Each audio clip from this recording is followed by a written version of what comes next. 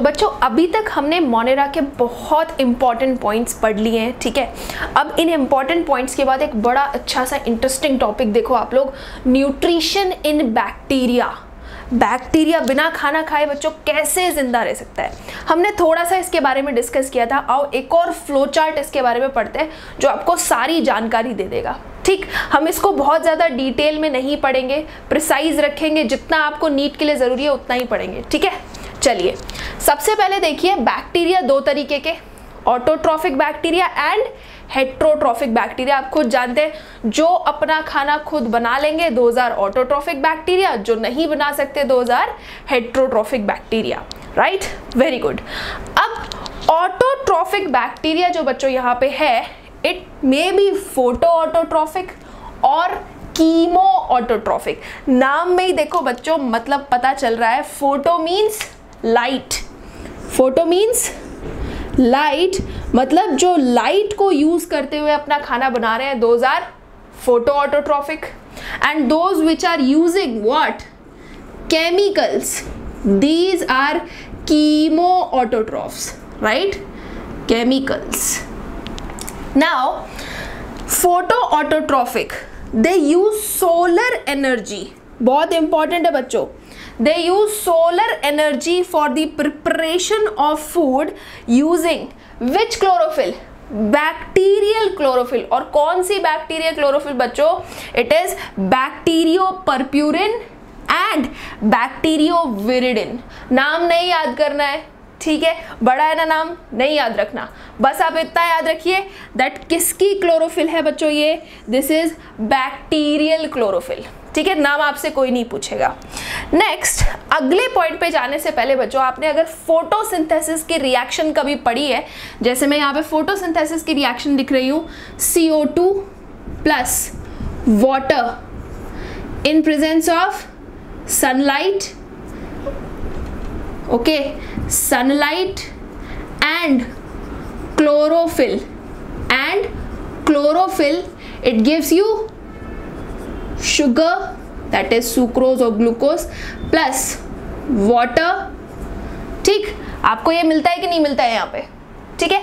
यहाँ पे बच्चों द सोर्स ऑफ इलेक्ट्रॉन, या फिर अभी आप सोर्स ऑफ इलेक्ट्रॉन ना भी ध्यान दें, आप अगर यहाँ पे देखें तो यहाँ पे कौन सा मॉलिक्यूल है, इट्स वाटर, ठीक है। यहाँ पे आपको कौन दिख रहा है, पानी दिख रहा है, लेकिन in case of bacteria there is no water and there is some other organic और इनऑर्गेनिक कंपाउंड। जैसे यहाँ पे जो आप रिएक्शन देख रहे हो, here is hydrogen sulphide, hydrogen sulphide के साथ रिएक्शन होकर के शुगर, फूड तो बन रहा है बच्चों, लेकिन इसके साथ यहाँ पे आप सल्फर देख रहे हैं, ठीक, क्योंकि यहाँ पे कोई ऑक्सीजन नहीं है, कोई वाटर नहीं है, आप यहाँ पे ये सल्फर अलग देख रहे हैं। यहाँ पे बच्चों water is not the source of electron. जब हम फोटोसिंथेसिस चैप्टर पढ़ेंगे तो हम इसे डिटेल में पढ़ेंगे, अभी आप सिर्फ एक हिंट रखिए यहाँ पे, हम इसको आगे फिर क्लियर करेंगे, ओके, वेरी गुड। तो ये हो गया photo autotrophic bacteria.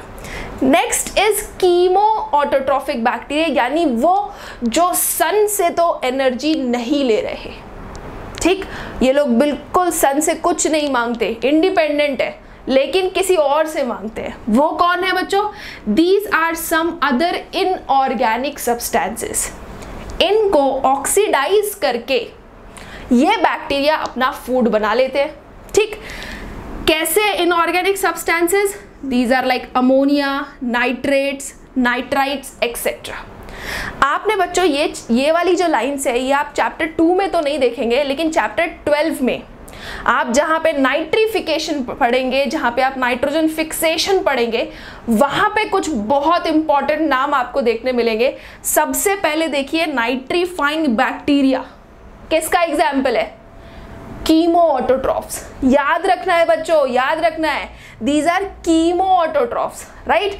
Nitrifying bacteria में आपको एग्जाम्पल क्या क्या देखने मिल रहा है, देखिए, Nitrosomonas, Nitrococcus, Nitrobacter. Ma'am example बहुत सारे, एनसीईआरटी, सिर्फ एनसीईआरटी के एग्जाम्पल्स है, इतना तो करना पड़ेगा, ठीक है, हम कर लेंगे, पक्का कर लेंगे। अब यहाँ पे कीमो ऑटोट्रॉफ तो सोलर एनर्जी यूज ही नहीं कर रहे और सिर्फ किसका इस्तेमाल कर रहे हैं, अमोनिया, नाइट्राइट्स, राइट। इसी वजह से बच्चों कीमो ऑटोट्रॉफ्स के बारे में एनसीईआरटी बड़ी जबरदस्त लाइन लिखती है। और क्या लाइन लिखती है देखना, मजा आ जाएगा, इंपॉर्टेंट।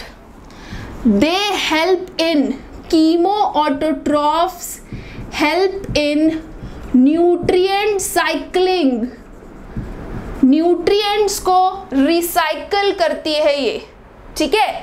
आप यहाँ पे रिसाइकल ही लिख लीजिए, it is helping in nutrient recycling, जैसे कि नाइट्रोजन, ठीक है, जैसे कि सल्फर, जैसे कि आयरन, ठीक है। ऐसे एलिमेंट्स की साइकिलिंग करने के लिए हेल्प कर रहे हैं कौन, कीमो ऑटोट्रॉफ। इंपॉर्टेंट है बच्चों, ठीक है, एनसीईआरटी में है, याद करना है। अभी थोड़ी देर पहले बच्चों मैंने आपको बताया था, जब मैंने आपको ये बताया कि न्यूट्रिशन कैसा होता है, ऑटोट्रॉफिक एंड हेट्रोट्रॉफिक, यहीं पे एक और इंपॉर्टेंट बात क्या है, दैट ऑटोट्रॉफ कम बैक्टीरिया होते हैं, that there are some bacteria which are autotrophic but majority are, majorly कैसे होते हैं ये, हेट्रोट्रॉफिक, यानी अपना खाना खुद नहीं बना सकते, अपने जैसे एकदम।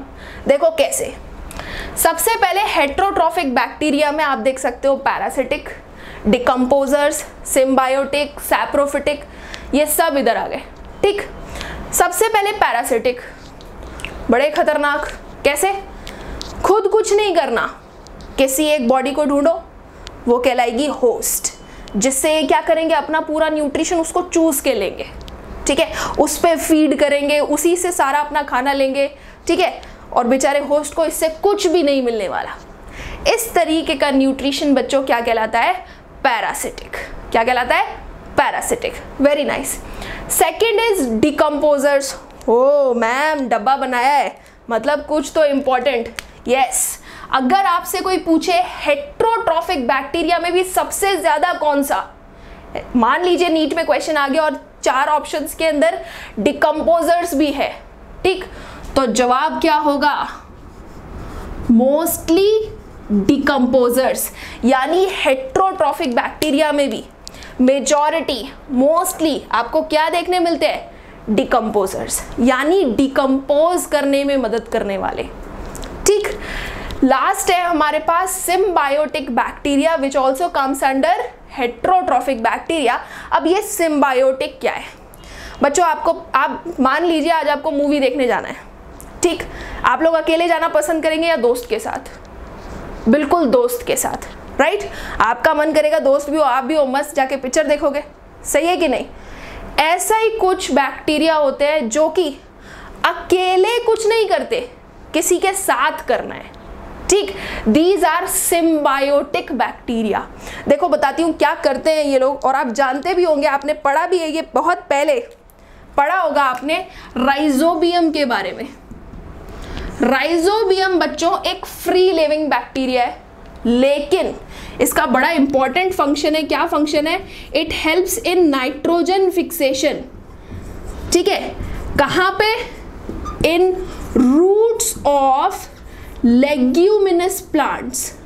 कहां पे बच्चों, in the roots of leguminous plants, जैसे आप बीन्स वगैरह खाते हैं, उनके अंदर नाइट्रोजन फिक्सेशन करने का काम किसका, राइजोबियम। बहुत इंपॉर्टेंट एग्जाम्पल है, ठीक हो गया। एक और एग्जाम्पल बच्चों एनसीईआरटी में है, and this example is Frankia. Ma'am बड़ा फ्रैंक लग रहा है ये तो, बिल्कुल आप जैसा, फ्रैंकिया, ठीक। अब फ्रैंकिया मैं यहाँ पे क्यों बता रही हूँ बच्चों, this also helps in nitrogen fixation, but important, in non leguminous plants. किन में नाइट्रोजन फिक्सेशन बच्चों, नॉन लेग्यूमिनस प्लांट्स। ये दोनों ही इंपॉर्टेंट एग्जाम्पल है, आपको अच्छे से याद रखना पड़ेगा अबाउट राइजोबियम एंड फ्रैंकिया, ठीक है।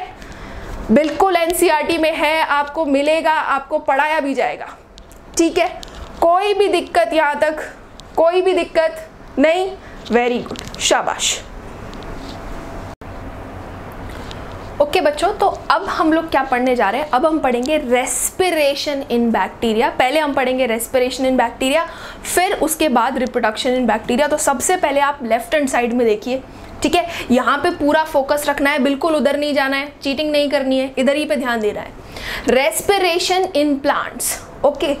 प्लांट्स, ध्यान का है bacteria, respiration in bacteria, okay. अब देखो बच्चों, हमारे पास पूरा के पूरा रेस्पिरेटरी सिस्टम है, ठीक है।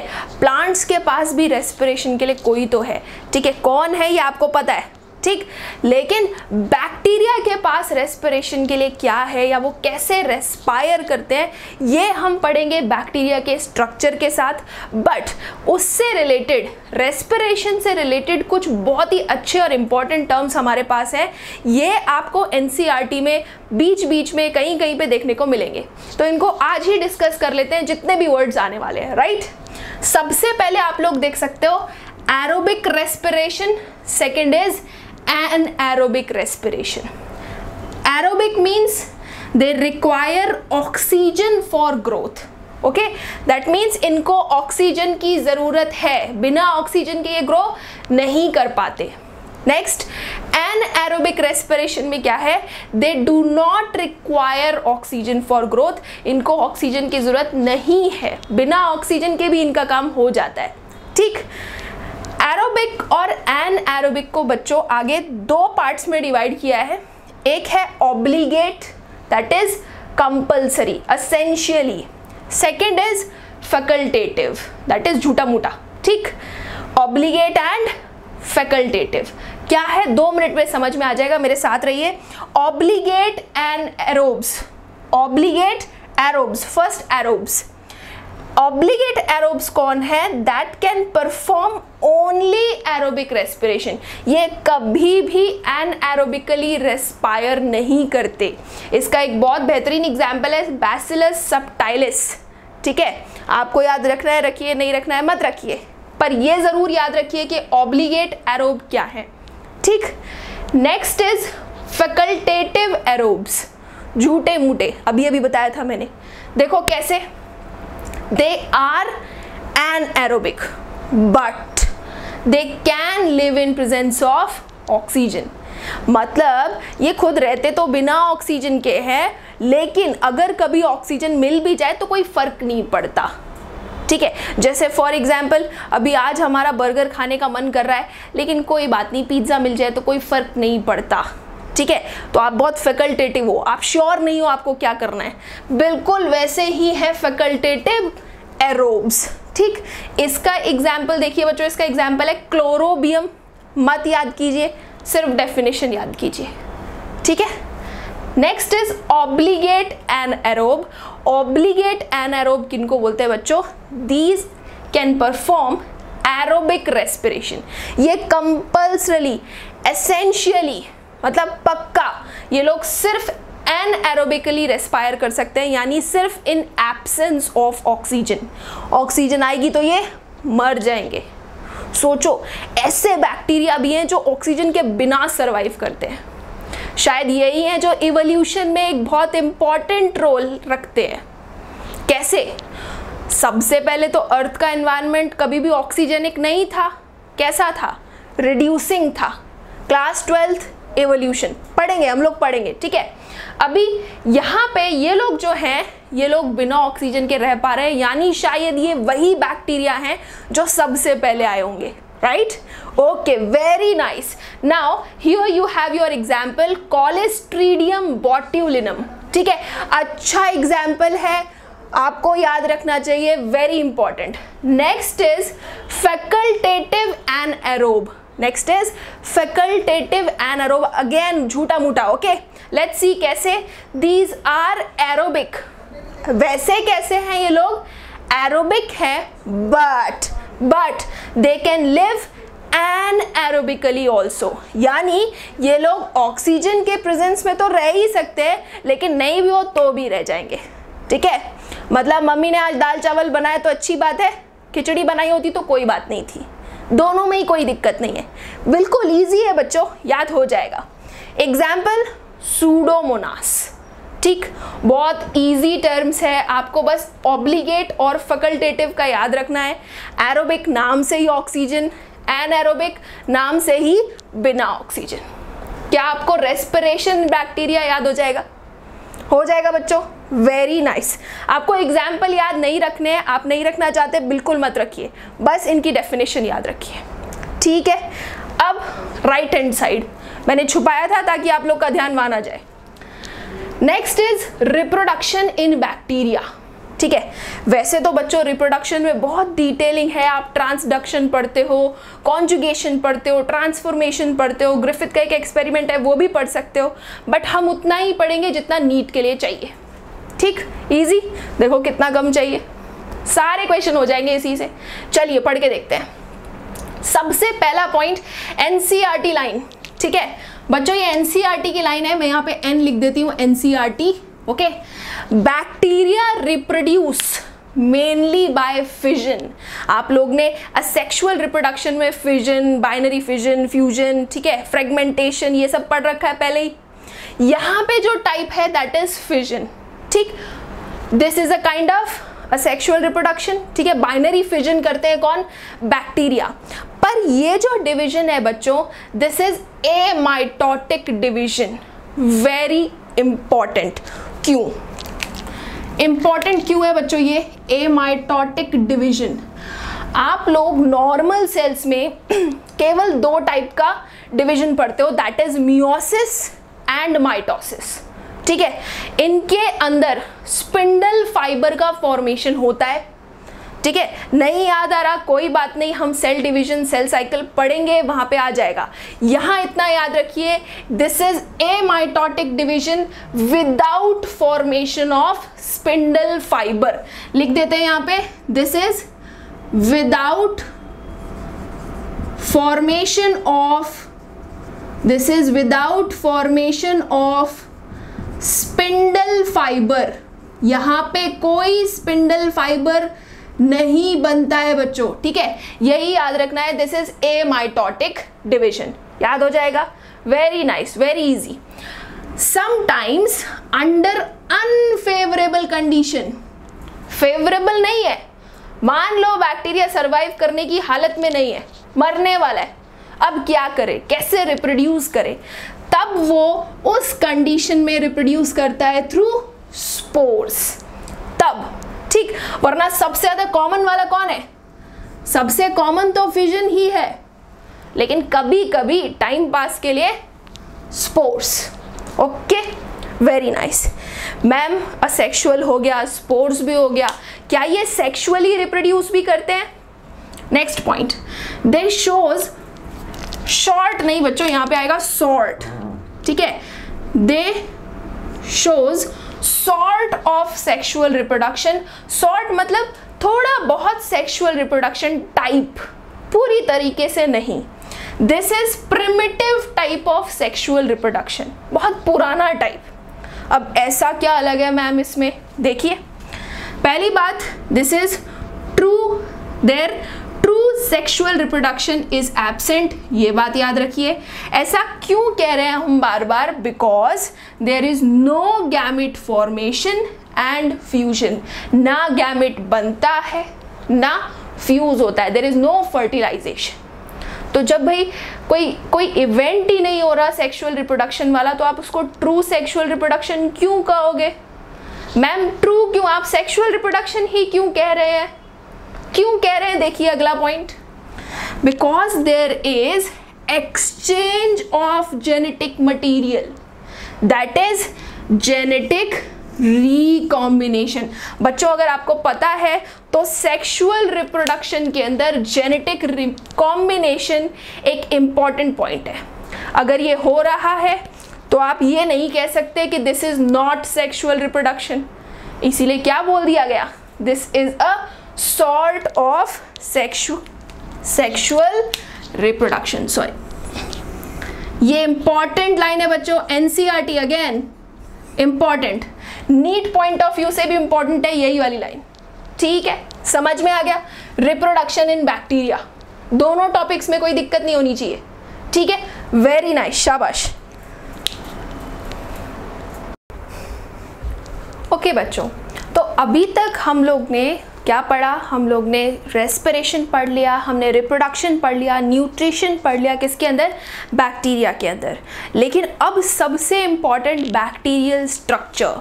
देखो बैक्टीरियल स्ट्रक्चर आपका बायोलॉजिकल क्लासिफिकेशन में नहीं दिया हुआ, but because we are studying Monera और हमें एक टिपिकल बैक्टीरिया पढ़ने की ज़रूरत है, ठीक है। ये आप चैप्टर नंबर 8 में भी पढ़ेंगे जब आप सेल चैप्टर पढ़ेंगे, पर कोई बात नहीं, आप एक और बार यहाँ पे पढ़ सकते हैं, ठीक है। इससे क्या होगा बच्चों, इससे आपको एक आइडिया लग जाएगा कि बेसिकली बैक्टीरिया क्या है या मोनेरा में कौन लोग आ रहे हैं, ठीक है। ये तो हम बिल्कुल पढ़ चुके हैं दैट बैक्टीरिया इज यूनिसेल्युलर, सिर्फ एक सेल दिखाई दे रहा है आपको, एक सेल, ये पूरा एक सिंगल सेल, ओके। नाउ इस सिंगल सेल को हम कह रहे हैं बैक्टीरियम, ठीक है, इसमें कोई डाउट नहीं होना चाहिए, इट इज सिंगल बैक्टीरियम, ठीक है।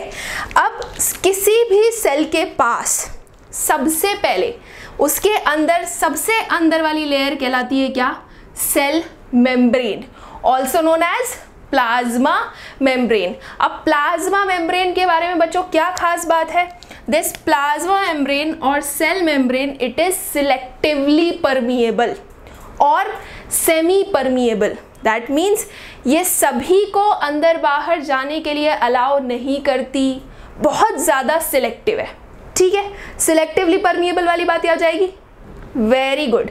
Next is cell wall, outer membrane of cell membrane is cell wall. Cell wall बच्चों आप खुद देख सकते हो, थोड़ी मोटी बनाई है मैंने, ठीक है, टफ, हार्ड, प्लाज्मा मेम्ब्रेन से थोड़ा ज़्यादा सख्त। काम क्या, it prevents bacterial cell from bursting, ठीक है। आप अगर बैक्टीरियल सेल को किसी हाइपोटोनिक सोल्यूशन में डाल दो, ठीक है, कैसे सोल्यूशन में डाल रहे हो आप लोग, hypotonic solution. What is hypotonic solution, a solution in which solvent is more than solute, जहां पे सॉल्वेंट ज्यादा है। फॉर एग्जाम्पल हम अगर वाटर ले रहे हैं सॉल्वेंट और वहां पे अगर वाटर ज्यादा है और आप बैक्टीरियल सेल को एक हाइपोटोनिक सोल्यूशन में डाल रहे हैं, तो बैक्टीरियल सेल क्या करेगा, इट विल स्वेल, राइट, और धीरे धीरे स्वेल करते करते इट विल इवेंचुअली बर्स्ट। तो बैक्टीरिया को बचाना पड़ेगा, बैक्टीरिया के अंदर खुद को, अपने आप को बचाने के लिए उसके पास क्या है, they have cell wall. Any doubt, very nice. Next is the outer most layer, now this is special, ये आपने अभी तक नहीं पढ़ा, this is special. This is बच्चों ग्लाइकोकैलिक्स, इसको हम क्या बोलते हैं, ग्लाइकोकैलिक्स। ये तीनों ही मेम्ब्रेन मिलकर के आपका बनाती है सेल एनवेलप, ठीक है। Obviously this is a prokaryotic cell, यहाँ पे इस प्रोकैरियोटिक सेल का सेल एनवेलप बन चुका है बच्चों। आपकी जो ग्लाइकोकैलिक्स है, या तो ये लूज शीथ हो सकती है या फिर थिक टफ हो सकती है। आप टैबलेट्स अगर लेते हैं तो टैबलेट्स में एक तो बहुत जेली जैसा टैबलेट आता है, ठीक है, जैसे पुदीन हरा का आता है, ठीक है, एक होता है थिक टफ, बहुत ही हार्ड, ठीक है, एकदम टफ, उसको हम बोल रहे हैं कैप्सूल। और जो लूज शीथ वाला है, this is called slime layer. One is slime layer, second is capsule. कोई दिक्कत बच्चों, सेल एनवेलप वाला पार्ट समझ में आ गया, सेल को कवर करने वाली सभी कवरिंग समझ में आ गई, very nice. Prokaryotic cell which is present in bacteria, ठीक है, इसके बारे में मैंने आपको ये पहले ही बताया था that it is having primitive nucleus, पुराना न्यूक्लियस, कोई न्यूक्लियर मेम्ब्रेन नहीं है, ठीक है। पुराना न्यूक्लियस भी हम इसमें ये नहीं कह सकते that they have nucleus, they have just their genetic material present in some region, और उस region को बच्चों हम बोलते हैं न्यूक्लियोइड रीजन। क्या बोलते हैं, न्यूक्लियोइड रीजन। ये देखिए न्यूक्लियोइड रीजन, यानी हमें इस न्यूक्लियोइड रीजन के बारे में पढ़ना है जो कि यहाँ पे है। ये आप जो ग्रीन कलर का एक सिंगल क्रोमोसोम, एक सर्कुलर डीएनए यहाँ पे जो देख रहे हैं, this is present in a region and this region is called, this is called nucleoid. ठीक है, इस रीजन को हम क्या बोलते हैं बच्चों? न्यूक्लियोइड। ओके, इस न्यूक्लियोइड रीजन में you have single chromosome, circular DNA. ठीक है, दिस इज सिंगल, कोई डाउट नहीं है, सर्कुलर है, डबल स्ट्रैंडेड है, कोई दिक्कत नहीं है। लेकिन इसके पास कोई हिस्टोन प्रोटीन नहीं है। हिस्टोन प्रोटीन नहीं है बच्चों, बट कोई और प्रोटीन हो सकती है। ठीक है, हिस्टोन प्रोटीन यहाँ पे नहीं है, they may have some other proteins. ठीक है, now their genetic material is naked. Naked word का क्या मतलब है बच्चों? यहाँ पे naked means they do not have any covering, इनके पास कोई कवरिंग ही नहीं है। क्या यहाँ पे कोई न्यूक्लियर मेम्ब्रेन है? न्यूक्लियर मेम्ब्रेन तो छोड़ो, ना इनके पास माइटोकॉन्ड्रिया है, ना इनके पास एंडोप्लाज्मिक रेटिकुलम है, कुछ भी नहीं है। तो चलो देखते हैं कैसे एक सेल अपने आप को जिंदा रख रहा है, क्या कैसे, मतलब वो रह कैसे पा रहा है, उसके पास तो कुछ है ही नहीं, राइट? तो चलिए, सबसे पहले आपको ये समझ में आ गया जीनोमिक डीएनए, जितना भी मैंने अभी आपको बताया, single chromosome, circular DNA, naked genetic material, this is all genomic DNA, यानी कि सेल का खुद का DNA. Okay, genomic DNA clear है बच्चों? Very nice, very nice. अब आगे बढ़ते हैं। अब हमें क्या करना है, आप देखिए यहाँ पे आपको प्लाज्मा मेम्ब्रेन का, यानी सेल मेम्ब्रेन का एक इनवेजिनेशन दिखाई दे रहा है। किसमें? साइटोप्लाज्म। दिख रहा है ये आपको? ये सेल के अंदर क्या होता है? साइटोप्लाज्म होता है। ठीक है, अभी यहाँ पे आपको प्लाज्मा मेम्ब्रेन का एक इनवेजिनेशन, अंदर की तरफ एक एक्सटेंशन दिखाई दे रहा है। This extension is called mesosome. This extension is called mesosome. Super duper important बच्चों, यहाँ से नीट में क्वेश्चन आया है, आएगा और आता रहेगा। Important, super important. Mesosome. These are specialized, यानी कुछ तो स्पेशल बात है। Differentiated. डिफ्रेंशिएटेड मीन्स इनका फंक्शन डिफाइंड है, इनके पास कोई पर्टिकुलर फंक्शन है। ठीक है, एक्सटेंशन ऑफ, ओहो दिस इज इंपॉर्टेंट बेटा, यहां आपको ध्यान देना है। This is the extension of plasma membrane, cell wall नहीं, ग्लाइकोकैलिक्स नहीं, प्लाज्मा मेम्ब्रेन। ओके, अब यहां से आगे बच्चों हमको पढ़ने होंगे इसके फंक्शंस, के मीजोजोम के क्या फंक्शंस हैं।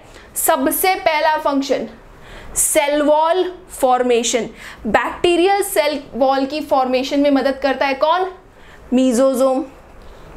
दूसरा, DNA replication and its distribution in daughter cell. देखो बच्चों, क्या होता है जब किसी बैक्टीरिया को डिवाइड करना होता है, सबसे पहले वो क्या करता है? दो मीजोजोम बनाएगा, जैसा यहाँ पे है बिल्कुल वैसा ही एक और मीजोजोम यहाँ से बनेगा।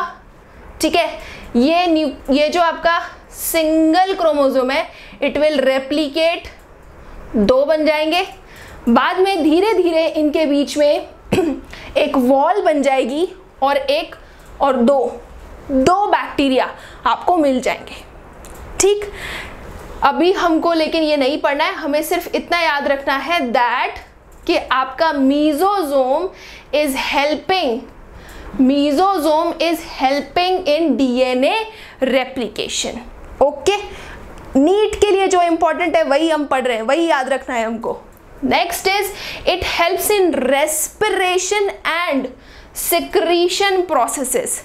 देखो बच्चों, जो आपके मीजोजोम्स होते हैं, इनसे कई बार कुछ एंजाइम्स आके एसोसिएट हो जाते हैं, और एंजाइम का काम क्या है? कुछ ना कुछ बनाते रहना, हेल्प करना किसी रिएक्शन में।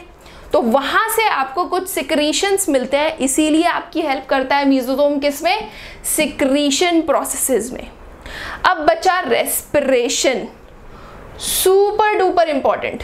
देखिए कैसे, यूकैरियोटिक सेल में you have the power house, that is mitochondria. Right.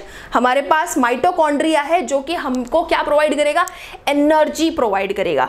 लेकिन एक यूकैरियोटिक सेल के पास तो माइटोकॉन्ड्रिया है, लेकिन प्रोकैरियोटिक सेल के पास क्या है, ऐसी कौन सी चीज है जो उसको रेस्पिरेशन में हेल्प में मदद करेगी? So that is mesosome. ठीक है बच्चों, दैट इज मीजोजोम। यानी कि अगर आप में और बैक्टीरिया में रेस्पिरेशन के लिए कुछ इक्विवेलेंट है तो वो क्या है? This is mesosome. क्लियर है, इंपॉर्टेंट है, याद रखिएगा। Next is it increases surface area. बच्चों ये इंक्रीजेस है, इट इंक्रीजेस सरफेस एरिया। ये सरफेस एरिया बढ़ा रहा है फॉर अगेन रेस्पिरेशन और सिक्रीशन प्रोसेस, जो भी काम इसको करना है उसके लिए एरिया बड़ा चाहिए। ठीक है, next is it increases enzymatic content. ये किसी भी सेल का एंजाइमेटिक कंटेंट क्या कर देता है, बढ़ा देता है, एंजाइम्स के रिलीज में हेल्प करता है। क्लियर है, मीजोजोम बहुत ज्यादा इंपॉर्टेंट स्ट्रक्चर है बच्चों, याद रखना है। क्या आपको ये दोनों चीजें समझ में आ गई, मीजोजोम और जीनोमिक डीएनए? क्लियर है, कोई दिक्कत नहीं है, शाबाश। अब हमारा डीएनए भी हो गया, ठीक है, हमारा सेल एनवेलप भी हो गया और मीजोजोम भी हो गया। नेक्स्ट इज, अभी हमने यहां पे देखा था that they have genomic DNA, right.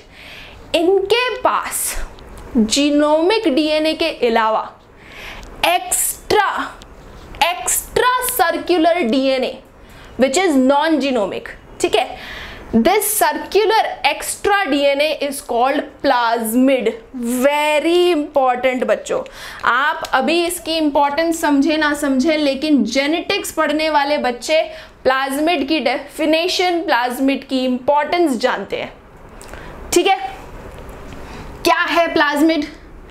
These are small, आपके मेन डीएनए से छोटे होते हैं, सर्कुलर है, डीएनए ही है, but it is outside the genomic DNA. Okay, it is outside the genomic DNA. क्या काम है प्लाज्मिड का?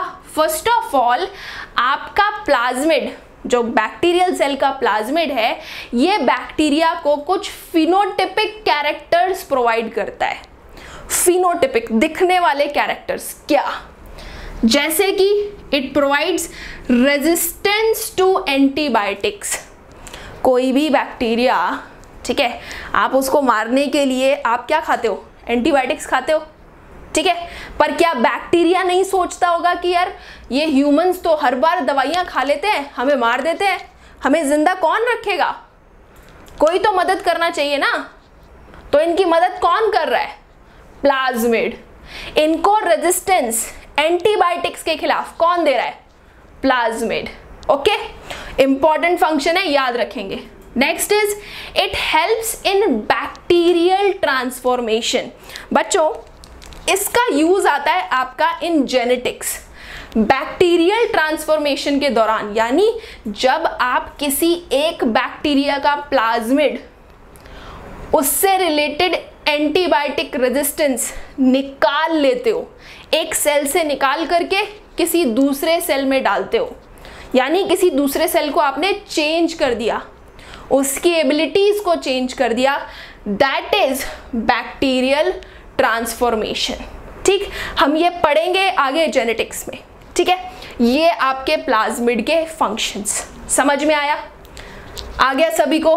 वेरी नाइस, प्लाज्मिड हो गया। Next is ribosome. राइबोसोम बच्चों, it is one of the organelle which is present in both eukaryotic and prokaryotic cell. In case of bacteria, it is only 70S type and not 80S type. ठीक है, यहाँ पे आप केवल कैसा ribosome देख रहे हो? It is 70S, size 15 to 20 nanometre. NCERT की लाइन है बच्चों, याद करनी चाहिए आपको. होता क्या है बच्चों, यहाँ पे राइबोसोम की दो सब यूनिट्स हैं. One is the smaller one, smaller subunit, and second is the larger subunit, okay, one is the smaller सब unit, second is the larger सब यूनिट। स्मॉलर का साइज कितना है बच्चों? It is 30s and larger का कितना है? 50s। Ma'am what is this s? ठीक है बच्चों, s का मतलब यहाँ पे है, s का मतलब क्या है? s का मतलब आपकी NCERT में गिवन भी है, याद भी रखना है। It is Svedberg's unit, it is Svedberg's coefficient लिख लीजिए, इट इज स्वेडबर्ग्स कोफिशिएंट, या फिर आप इसको सेडिमेंटेशन कोफिशिएंट भी कहते हैं। सेडिमेंटेशन कोफिशिएंट थोड़ा सा याद दिला देती हूं, क्या होता है ये S। आप क्या करते हो बच्चों? आप राइबोसोम्स को सेंट्रीफ्यूग करते हो। सेंट्रीफ्यूगेशन पता है क्या होता है? मिक्सी में घुमा देना, बहुत हाई रोटेशन पर मिनट, बहुत ज़्यादा, ठीक है, वेरी हाई RPM। ठीक, अब होता क्या है, ये दोनों लार्जर और स्मॉलर सब यूनिट अलग हो जाएंगे। आप घर पे मिल्क शेक ही बना लो, ऊपर आपको क्या देखने मिलेंगे? बबल्स, और नीचे जो डेंस फ्लूइड है वो नीचे है। तो आप लाइट चीज को ऊपर और हैवी चीज को नीचे देख रहे हैं। लाइट वाली चीज आपकी स्मॉलर सब यूनिट, हैवी वाली आपकी लार्जर सब यूनिट। डिस्कवरर के नाम पे स्वेडबर्ग्स यूनिट और स्वेडबर्ग्स कोफिशिएंट। ठीक है, यहाँ पे कोई 80s राइबोसोम नहीं है, याद रखेंगे, ओनली 70s। ठीक है मैम, 50 और 30 कैसे हो गया? 70 तो 50 और 20 होता है, 40 या 30 ले लेते। ठीक है, ऐसा नहीं है बच्चों, आपकी ये जो यूनिट्स आई हैं these are based on their densities. ठीक है, this is not mathematics. Okay, याद रखेंगे। नेक्स्ट आगे हम लोग चलते हैं, अब हम लोग पढ़ेंगे कुछ इंक्लूजन बॉडीज। देखो, हम ह्यूमंस अपना खाना कैसे स्टोर करते हैं? We store our food in the form of glycogen. ठीक है, ऐसे ही प्लांट्स अपना फूड स्टोर करते हैं। बैक्टीरिया अपना फूड स्टोर कैसे करते हैं? तो बैक्टीरिया के पास कोई मेम्ब्रेन बाउंड ऑर्गन या ऑर्गेनेल ऐसा कुछ नहीं होता, वो सिंपल कुछ मॉलिक्यूल्स, कुछ ग्रैन्यूल्स यहाँ पे छोड़ देते हैं सेल के अंदर। सो अगर ग्लाइकोजन स्टोर किया तो glycogen is stored in the form of glycogen granules. Phosphate किया तो फॉस्फेट ग्रैन्यूल्स। साइनोफाइसियन ग्रैन्यूल्स बच्चों ये आपको देखने मिलते हैं साइनोबैक्टीरिया में। ठीक है, सभी में नहीं मिलते, this is just a normal bacteria, हमेशा सही नहीं, और भी बहुत सारी चीजें इसमें ऐड होंगी अभी। ठीक है, और बहुत सी चीजें ऐसी हैं जो किसी में है बाकी दूसरे में नहीं है। ठीक है, तो ये बस एग्जाम्पल है। नेक्स्ट इज गैस वैक्यूल, ये एक और ऑर्गेनेल यहाँ पे प्रेजेंट है, गैस वैक्यूल। गैस वैक्यूल है बच्चों, फूड वैक्यूल नहीं है। गैस वैक्यूल का काम क्या होगा? It provides buoyancy. अगर कोई बैक्टीरियल सेल पानी में है तो डूब ना जाए, उसको बचा के कौन रख रहा है? आपका गैस वैक्यूल। ये सभी इंक्लूजन बॉडीज है, सेल के अंदर प्रेजेंट ऐसे ही कोई बॉडीज, याद रहेगा। ये इंपॉर्टेंट है, एनसीईआरटी में अलग से एक पैराग्राफ दिया हुआ है। ठीक, वेरी नाइस। चलिए, अब हमारा आधे से ज्यादा पोर्शन हो गया है, लेकिन एक बड़ी इंटरेस्टिंग सी इन्वेजिनेशन यहाँ पे आप देख सकते हैं। Here you have the extension of plasma membrane. Once again, plasma membrane in which you have some pigment. Okay, so let's see what is this. This is chromatophores. Wow, chromatophores. These are again present in case of your cyanobacterias, blue-green algae, not algae, bacteria. These are extensions into cytoplasm containing bacteriochlorophyll. अभी थोड़ी देर पहले हम लोग ने पढ़ा है nutrition में बैक्टीरियल क्लोरोफिल किस में फिल्ड है? क्रोमैटोफोर्स। इंटरेस्टिंग लिंक हुआ, मजा आया? ये बिल्कुल वहीं से बच्चों याद करना है, एनसीईआरटी की लाइन है, अच्छे से याद करना है। ठीक, वेरी नाइस। तो यहाँ लेफ्ट हैंड वाला सारा पोर्शन आपको समझ में आ गया होगा, आई होप।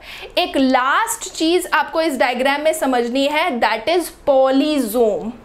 ठीक है, चलिए पॉलीजोम को समझते हैं। ये पॉलीजोम या फिर पॉलीराइबोसोम क्या है? ठीक है, अब हमारे पास क्या है बच्चों, यहाँ पे हमारे पास डायग्राम में यहाँ पे हमारे पास क्या है, we have this DNA, single chromosome DNA, okay, we have single circular DNA। ठीक है, आप इस DNA से बच्चों क्या बनाने वाले हैं, we are going to form what, RNA। DNA से क्या बनता है बच्चों, DNA से बनता है आपका कौन, RNA। ये बन गया हमारा कौन, RNA। ठीक, RNA कौन सा वाला, मैसेंजर RNA, mRNA। ठीक, mRNA से आगे क्या बनती है बच्चों, mRNA से आगे बनती है क्या, प्रोटीन। ठीक, ये पूरा प्रोसीजर क्लास 12th में आप पढ़ेंगे, जेनेटिक्स में पढ़ेंगे। ठीक है, जब हम पढ़ेंगे मॉलिक्यूलर बेसिस ऑफ इनहेरिटेंस, तब आप वहां पे जानेंगे। This is called central dogma. आपका DNA से mRNA जब बनता है तो आप उसको ट्रांसक्रिप्शन, mRNA से प्रोटीन जब बनता है तो उसको आप ट्रांसलेशन बोलते हैं। ये सब पढ़ेंगे। ठीक है, अभी इंपॉर्टेंट ये है कि जब DNA से mRNA बनता है बच्चों, तो उस mRNA पे क्या होता है, राइबोसोम्स, 4 to 5 राइबोसोम्स इस mRNA से आके ये जुड़ गए। देख रहे हैं आप लोग ये ribosomes, these are ribosomes which are attached to mRNA। ये आपका mRNA और ये आपके राइबोसोम्स, ये दोनों जो मिल गए, इन्होंने बनाया क्या, पॉली राइबोसोम्स या फिर पॉलीजोम। याद हो जाएगा, एनसीईआरटी में गिवन है बच्चों, आप जरूर सेल चैप्टर के अंदर आपका prokaryotic cell, that is bacterial cell discuss किया हुआ है, आपको वो पढ़ना है। ये सारा पार्ट आपको वहां से रिवाइज करना है, एक एक लाइन पढ़नी है और कोई भी डाउट है तो पूछना है। बात समझ में आ गई, क्लियर है, कोई भी doubt? So this was all about your bacterial cell. I hope you are clear. Okay okay बच्चों, अब तक हमने क्या किया, हमने बैक्टीरिया के अंदर प्रेजेंट सारे स्ट्रक्चर्स को स्टडी कर लिया। अब कोई हमारी डाउट नहीं है कि बैक्टीरिया के अंदर क्या प्रेजेंट है।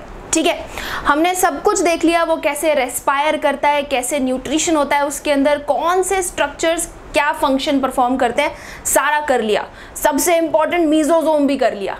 ठीक है, अब आपका क्वेश्चन होना चाहिए कि मैम बैक्टीरिया मूव कैसे करता है? हमारे पास तो हैंड्स हैं, लेग्स हैं, हम कुछ भी कर सकते हैं, कुछ भी उठा सकते हैं। बैक्टीरिया कैसे उठाता है आपने बताया नहीं, तो चलो बता देते हैं फटाफट। अगला topic is bacterial appendages. Bacteria के पास ऐसा क्या है जो उसे मूव करने में मदद कर रहा है? सबसे पहला, सबसे इंपॉर्टेंट नाम जो आप कई जगह सुनते होंगे, दैट इज फ्लैजिला। आप एनसीईआरटी पढ़ेंगे, ये नाम आपको बार बार मिलेगा, फ्लैजिला, फ्लैजिलर मूवमेंट। ठीक है, तो चलिए पहले देखते हैं व्हाट इज फ्लैजिला। ठीक है, this is the membranous extension, this is the membranous extension from cell wall of bacteria. ये एक एक्सटेंशन है बच्चों मेम्ब्रेन का, कहां से? सेल वॉल से। गलती नहीं करनी है, एनसीईआरटी की लाइन है, बिल्कुल ऐसे की ऐसे ही याद करना है। ठीक है, इंपॉर्टेंट। अब बच्चों फ्लैजिला के अंदर आपके पास 3 पार्ट्स हैं। कितने पार्ट्स हैं? 3। सबसे पहला वो जो कि फ्लैजिला को ज्वाइन करेगा सेल के साथ, that is the basal body. ठीक है, second structure hook, and the third structure is filament. Filament आप देख सकते हो, लंबा वाला स्ट्रक्चर कौन सा है? फिलामेंट। ठीक है, चलो एक एक करके पढ़ते तीनों के बारे में। एनसीईआरटी में गिवन है, तीनों वर्ड्स वहीं से लिए गए हैं।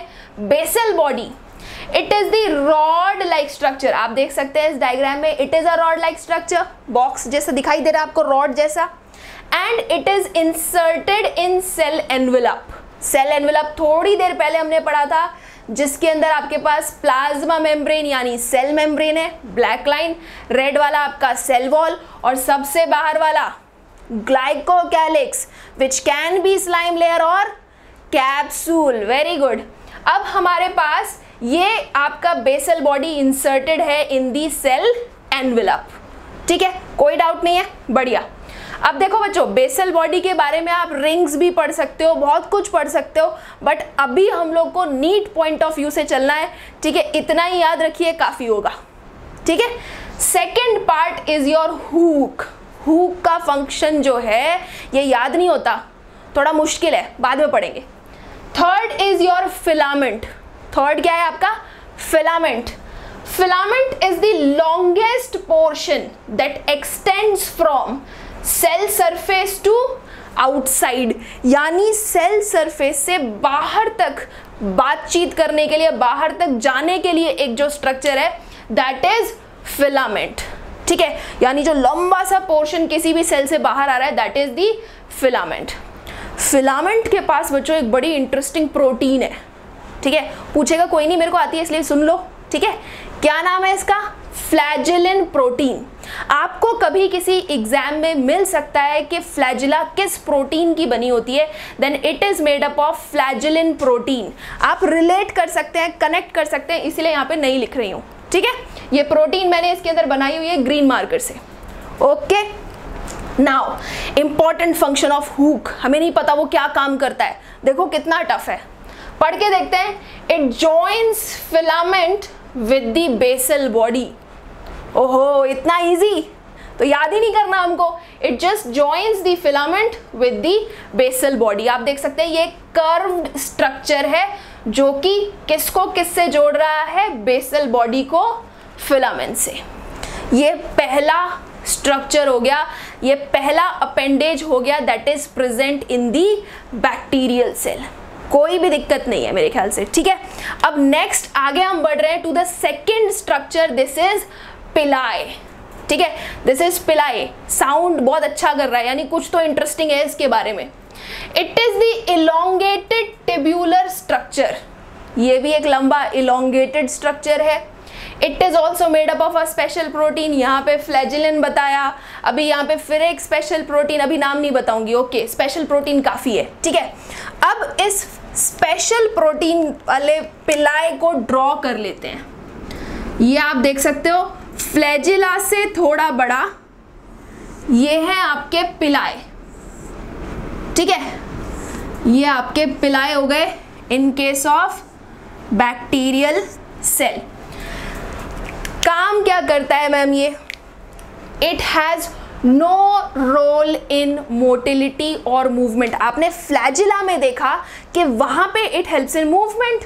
आपका बैक्टीरियल सेल फ्लैजिला के थ्रू मूव कर रहा था, लेकिन इसका तो कोई रोल ही नहीं है मोटिलिटी में, तो हम क्यों पढ़ रहे हैं?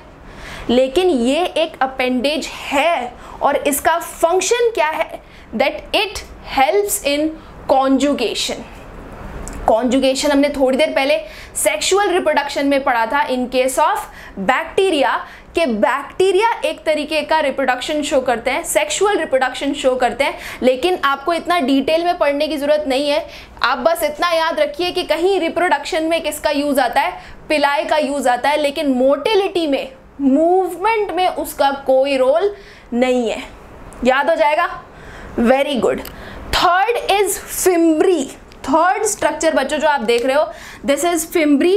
फ्लैजिला से भी छोटा और आपका पिलाए से भी छोटा, दीज आर फिम्ब्री। ठीक है, ये बना दी हमने फिम्ब्री।